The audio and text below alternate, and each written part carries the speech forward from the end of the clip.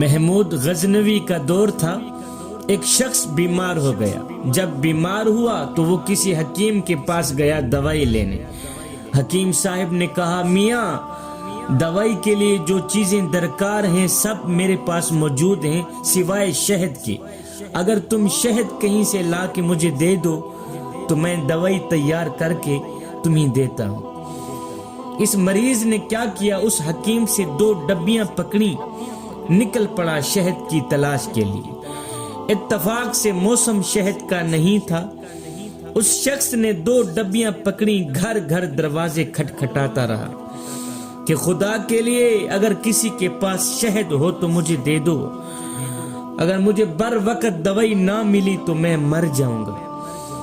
گلی گلی گھر گھر دروازے کھٹکھٹاتا رہا, مگر افسوس ہر جگہ مایوسی کے آثار نظر آنے لگے. جب مسئلہ حل نہ ہوا تو یہ شخص محمود غزنوی کے دربار میں حاضر ہوا. محمود غزنوی کا دروازہ کھٹکھٹایا. اندر سے محمود غزنوی کے وزیر ایاز نے دروازہ کھولا تو دستک دینے والے اس شخص کی رودات سنی. اس شخص نے کہا کہ میں در بدر بھٹکا ہوا شخص ہوں, بیمار ہوں, مریض ہوں. میں نے ہر جا پتہ کیا ہے کہ کہیں سے مجھے شہد مل جائے, کہیں سے بھی مجھے شہد نہیں ملا. اب آخری دروازہ ہے محمود غزنوی کا. اگر یہاں سے بھی مجھے مایوسی ملی, اگر شہد یہاں سے بھی نہ ملا تو بر وقت مجھے دوائی نہیں ملے گی. ممکن ہے کہ میں مر بھی نہ جاؤں. خدا کے لیے تمہارے پاس کوئی تھوڑی سی شہد ہو تو مجھے دے دو, میں تمہارے حق میں ساری زندگی دعائیں کرتا رہوں گا اور میں تمہارا یہ احسان کبھی نہیں بھولوں گا. ایاز نے اس شخص سے وہ 2 ڈبیاں لے لی. کہا یہاں رکو, میں بادشاہ سے پوچھ کے آتا ہوں. ایاز وہ ڈبیاں لے کر بادشاہ کے سامنے حاضر ہوا. عرض کی بادشاہ سلامت, ایک سائل آیا ہے, اس کو شہد کی اشد ضرورت ہے. بادشاہ نے وہ ڈبیاں لے کر سائیڈ پہ رکھ دی. وہ جو اس شخص نے 2 ڈبیاں اٹھا رکھی تھی, بادشاہ نے ایاز سے وہ 2 ڈبیاں لے لیں, ایک سائیڈ پہ رکھ دیں.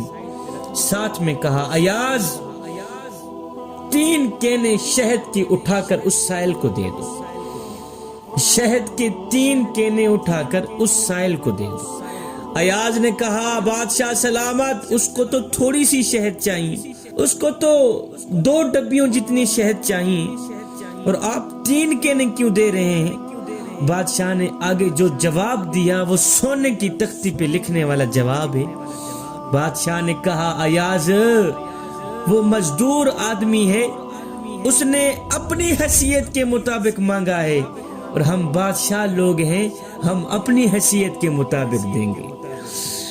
ایاز وہ غریب آدمی ہے, وہ مزدور آدمی, اس نے اپنی حیثیت کے مطابق مانگا ہے, اور ہم بادشاہ لوگ ہیں, بڑے لوگ ہیں, ہم اپنی حیثیت کے مطابق بڑا کچھ دیں گے. مولانا روم فرماتے ہیں آپ اللہ پاک سے اپنی حیثیت کے مطابق مانگے, وہ اپنی شان کے مطابق عطا کرے گا.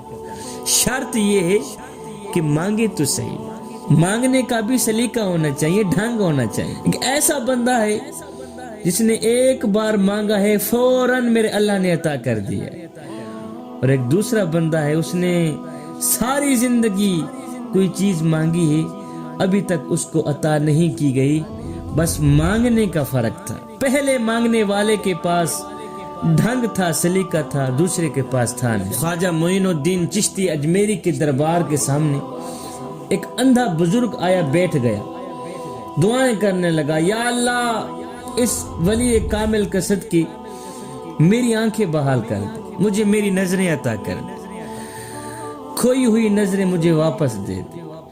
10 سال دعائیں کرتا رہا, 10 سال دعائیں کرتا رہا کہ یا اللہ مجھے میری نظریں واپس لوٹا دے. ایک دن ایک بادشاہ زیارت کے لیے خواجہ معین الدین چشتی اجمیری کے دربار پہ حاضر ہوا.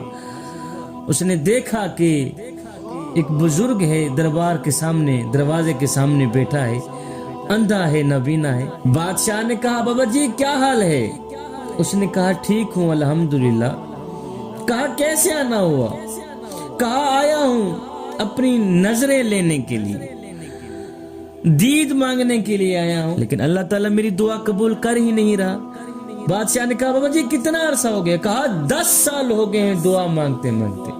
بادشاہ نے کہا بابا جی 10 سال ہو گئے ہیں دعا کرتے کرتے، ابھی تک اللہ پاک نے تیری دعا قبول کی ہی نہیں. اس نے کہا ایسا ہی ہے. بادشاہ نے اپنے جلادوں کو کہا کہ میں دربار کے اندر جا رہا ہوں زیارت کے لیے، میرے واپس آنے تک اگر اس بزرگ کی آنکھیں نظریں واپس آ گئیں تو ٹھیک ہے، نہیں تو تلوار اٹھا کر اس بابا جی کا سر تن سے جدا کر دیں. بادشاہ دربار کے اندر چلا گیا تو اس بابا جی نے کیا کیا، اس نے رونا شروع کر دیا کہ یا اللہ اب تو ڈر ہی ڈر، اب تو خوف ہی خوف، اور میرے کریم رب اب تو مجھے نظریں عطا کر ہی دے.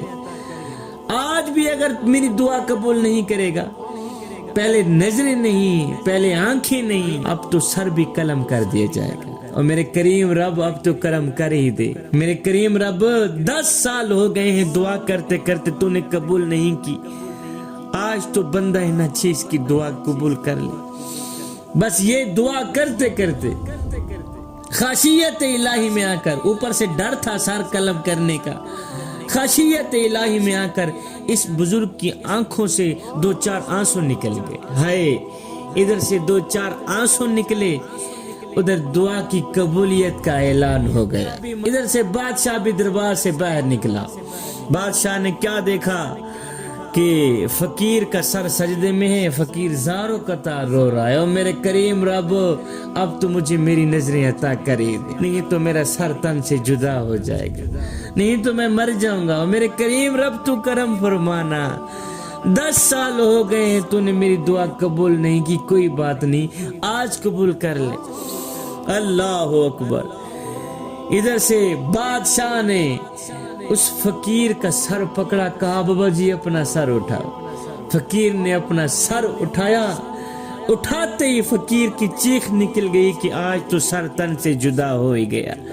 جیسے ہی فقیر نے اپنی آنکھیں کھولی تو اللہ کے کرم سے فقیر کی نظریں بحال ہو گئیں. فقیر نے کیا دیکھا، سامنے بادشاہ کھڑا ہے.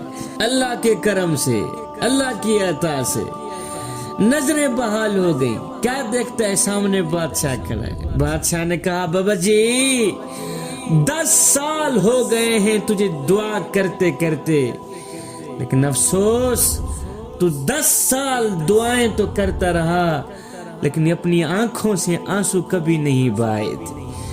آج 1-2 آنسو نکلے ہیں، ادھر سے دعا کی قبولیت کا اعلان ہو گیا ہے. کاش کہ پہلے دن بھی آ کر رو رو کی دعا کرتا کہ یا اللہ مجھے میری بینائی عطا کر دے، اور تیری آنکھوں سے نکلا آنسو زمین پہ بعد میں جاتا، اللہ تیری پہلے سن لیتا.